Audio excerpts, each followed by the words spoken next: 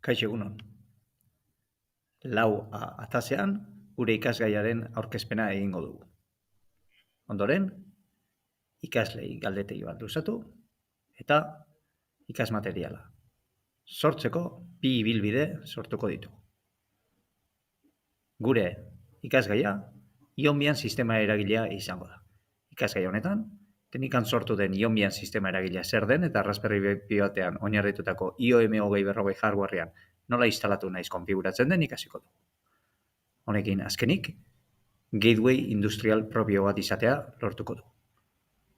Eta gure ikastetxetako, tailerretako edozein makinarekin hitz egin, bertatik datuak atera eta lanora bidaltzeko gai izango gara gure tailerrak Industria 4.0an murgilduz.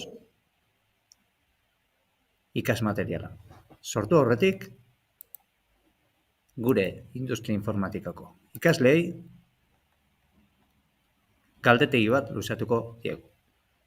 Quizzes erreminta erabiliz, ikasle hauen aurre jakintzak ebaluatuko ditugu. Hurrengoa da ikasleei bidaliko diegun galdetegia. 5 galdera, 4 erantzun posible, baina erantzun egoki bakarrarik. Ados?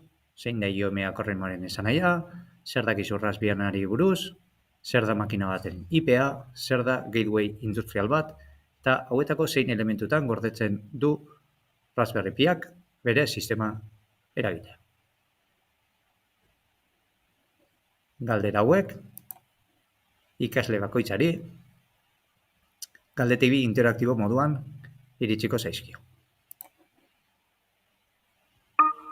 Itxura honetan, ikasle bakoitzak bere erantzunak emango digu. Zein da IOM akorremoaren esanahia.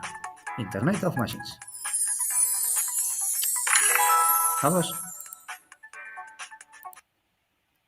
Galdetegi hau dagoeneko ikaslei luzatu zaie, 12 esleitu ditugu, eta erantzunak jaso ditugu jada. Erreportean,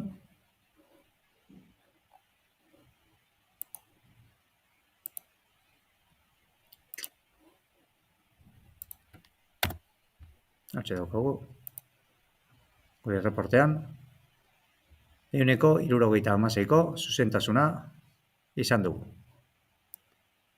12 ikasleetatik, 6 galdera guztiak ongi erantzun dituzte, eta beste 6 akatsen bat izan dute.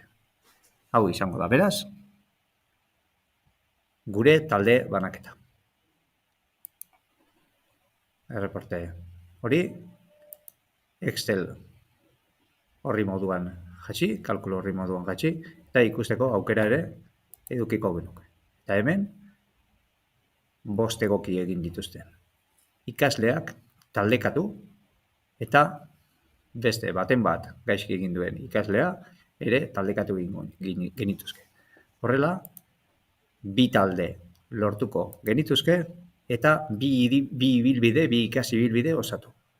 Lehenengoa, oinarrizkoa, eta bigarrengoa aurreratua.